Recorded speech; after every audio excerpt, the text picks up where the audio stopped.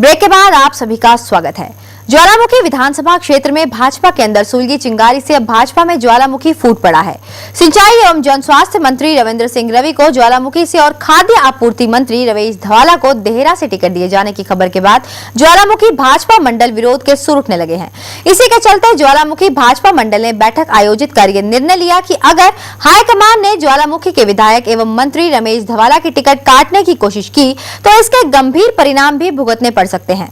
हिमाचल में ज्वालामुखी सीट अपनी अलग ही महत्वता रखती है कि हमारे खाद्य आपूर्ति मंत्री रमेश धवाला जी के ऊपर प्रेशर बनाया जा रहा है कि आप किसी अन्य स्थान से चुनाव लड़ें। इस विषय में आज हमने एक बैठक की जिसमें निर्णय लिया गया कि जिस व्यक्ति ने ज्वालामुखी विधानसभा क्षेत्र में जो विकास की गंगा बहाई है, पिछले 15 वर्षों से जो कार्य किया है, उसको उसका इनाम मिलना चाहिए, ना कि उस व्यक्ति को यहां से बदलकर किसी अन्य स्थान पर भेजा जाए।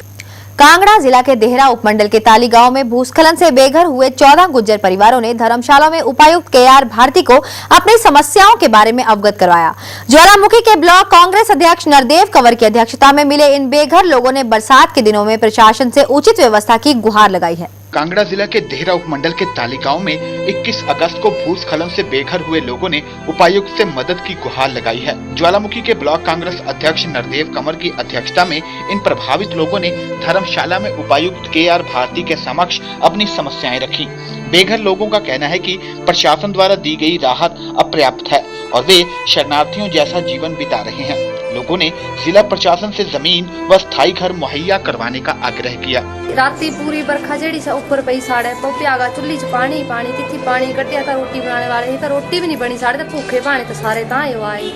पीछे से बच्चे भी तिहे गिले कपड़े सारे सब कुछ तिहे ही छड़ी गए। माल साड़ा सब बेकार इस वक्त, माल पशु बकरियां जो भी है सब बेकार। ये तिन्हें रहने वास्ते कोई सुक्की पक्की जगह नहीं रही। सांजो अपी नहीं माली अपना करिए ऐसा कुछ भी नहीं बाकी चाहते। सांजो ये कुछ जमीन दे दिन थोड़ी मती की कुछ अपना रहने दे करी लेने। ज्वालामुखी के ब्लॉक कांग्रेस अध्यक्ष नरदेव कंवर ने कहा कि भूस्खलन की घटना को हुए इतना समय बीत गया है, मगर ना तो प्रशासन ना ही सरकार के किसी नुमाइंदे ने इनकी सुध ली है। उन्होंने कहा कि अगर इन लोगों को जल्द सुविधाएं ना दी जाती तो धरना प्रदर्शन किया जाएगा। उनकी हेल्प करने यहाँ पर पहुँचा हूँ ताकि DC भी जो आंखें मूंद कर इस वक्त बैठे हैं उनसे आज मिलने आया हूँ ताकि इनकी बात के ऊपर मैं रोशनी डाल सकूं, ताकि इनकी जितनी जल्दी जो है वो सरकारी हेल्प जो है वो मुहैया उनको करवा दी जाए। उनको जितनी जल्दी जो है वो जमीन मुहैया प्रशासन करवाए, बिजली जितनी जल्दी हो जो है वो जितनी जल्दी लग सके वो लगवाए।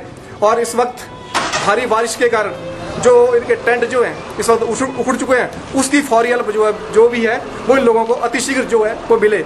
अदरवाइज ज्वालामुखी ब्लॉक कांग्रेस कमेटी जो है वो आने वाले दिनों में इन लोगों को लेकर जो सड़कों के ऊपर धरना देगी और उसका जिम्मेवार जो है वो प्रशासन होगा। उल्लेखनीय है कि भूस्खलन से प्रभावित ये लोग जंगल में अस्थायी टेंटों में रह रहे हैं और इनको 2 वक्त की रोटी भी नसीब नहीं हो रही। धर्मशाला से नृपजीत निप्पी, 7C हिमाचल आजकल।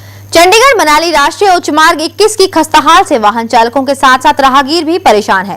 हालात ये है कि बिलासपुर जिले के बरमाना से लेकर कीरतपुर तक उच्च मार्ग पर गहरे गड्ढे पड़े हुए हैं और मजे की बात तो ये है कि लोक निर्माण विभाग ने पिछले दिनों मुख्यमंत्री के दौरे के दौरान हाईवे के गड्ढों को मिट्टी से भरकर लीपापोती करने की कोशिश तो की, लेकिन वही मिट्टी अब लोगों के लिए भी परेशानी का सबब बन गई है।